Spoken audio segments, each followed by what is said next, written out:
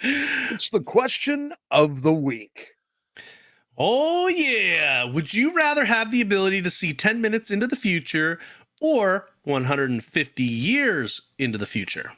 I don't know. These would you rathers are not quite as dumb as bad dad jokes, but fairly freaking dumb. And it's why would I care about 150 years in the future, right? It's not like I can know all the that's a big gap. So it's not like you can say, oh, you can see the future and you can see what Apple's trading for. We don't know how things change in 150 years for Apple to even be on the stock market. So 10 minutes, I guess. Have you ever seen the movie Next? Yeah. Yeah. So in the movie Next, I think he can see like 4 minutes into the future or something, like right? It's not very long. It's a few minutes unless certain conditions are met. And so like that's what I think of when I see this question, and it worked out pretty well for him. I mean, he went to the casino, he played the games. Yeah. He kept it pretty low profile to try to stay under the radar. He wasn't winning big pots and stuff like that, but enough to stay afloat, which is super smart. You don't see a lot in television because people get greedy. They get real greedy and they want to win big. And I love Nicolas Cage. I do. I watched every piece of trash movie he's ever made. And there's been some great ones, but there's been some really, I need to make a paycheck movies. Oh yeah, no, watch them all. He's one of those actors that does not turn down a role. He takes whatever. Joe, we need to see if we can hire him to be our stepdaddy at the next Dragon Con. Well, I'm saying. Have you ever seen Community? Yes. There's that episode where Abed watches too much Nicolas Cage and has that meltdown in class. Yes. But anyway, I agree with you that 150 years is too far in the future. Like, it'd be cool to glimpse, unless it's, what if it's only a one-time thing? What if you only get the ability to do it once? Does that change your answer? What good would that do even? Okay, I can look one time 150 years in the future, and I'm still at ground zero because there's no context to interpret what you're seeing. Can you imagine? That's true. Can you imagine a Native American anybody, Vikings, Columbus, Pico de Gallo, or whoever came from Spain? Can you imagine anything coming to the Choctaw Nation?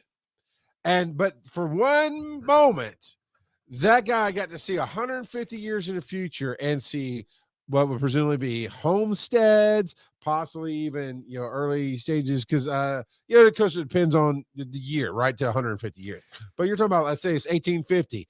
So 1850 to 1950 so in 1850, can you imagine anybody seeing the year 2000? And Kim Kardashian breaking the internet. No contact. You're looking at a teepee. Next thing you know is like, what are these loud machines? What? No context. So that's true. That's very true. Who knows where it would end up? Random kid got it. Was 150 years ago. Was 18. So by the way, if you're new to the show, I just love yelling, and I love yelling at you. So please ask me your dumb questions. I'll yell at you, make you feel like you miss your dad who yelled at you all the time, or maybe you didn't have the dad. This is what I'll still love. I'll still love you. I'll never go out for milk and not come back. I promise. But yeah, no, 10 minutes definitely would be great. Be a grand old time. And it also makes me think of oh man, why am I blanking on the name of it? Galaxy Quest. Okay. Where they have you seen Galaxy Quest? It's been a while. Okay, yes, 2 or 3 times, but it's been a while. Spoiler alert for anyone who hasn't seen this movie that's like 25 years old. Yeah, exactly.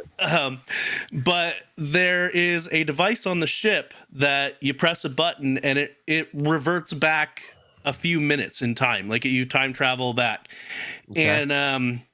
And so they have this debate about, well, what good is that? It's only a few minutes. What could you even do? And they make a comment.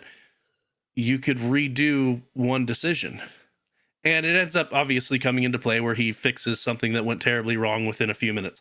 Yeah, that goes foreshadowing. Yeah. Yep. And so yeah, being able to see 10 minutes in the future, assuming that your mind can handle like a lot of these abilities, I wonder how much your brain would process that, like how well. Because if you activate it, does that mean that then I think too deeply about some of these topics. I really do. But if you activate that ability and you're seeing into the future, is it just like you zoning out in the present? Like, and oh, how messed up would that be? You're just seeing things overlay your reality. Like, what? Well, or like the Flash, who has super speed. Obviously, the Flash has the mental speed up as well. But could you imagine if he didn't have the mental speed up? Have you ever tried playing a video game where you're in a race car and you set it to just like crazy high speed? You crash all the time. So if the Flash couldn't process that information fast enough, he'd run super fast and then just bam, smack into walls all the time. Oh my goodness. And so That's yeah, so funny. I think about that sometimes when I think about various powers and how their perception would have, their brain would have to change to perceive it in the correct way to be useful. Just like, well, and they've done that before in comic, and we went way off on a tangent here, but they've done that on comics before. I did, I know, it's all me. Where like Superman, when he's trying to learn how to hone in on his hearing or his sight or things like that, especially in Smallville, they did this real big where he was trying to learn to control it, and how it was a big impact in his day-to-day life because he couldn't control it for a while. And I mean, even like Daredevil in the movie with Ben Affleck, he sleeps in that water coffin basically the deprivation tank. Yeah, to try to drown out the noise all around him so that he can just sleep. So anyway,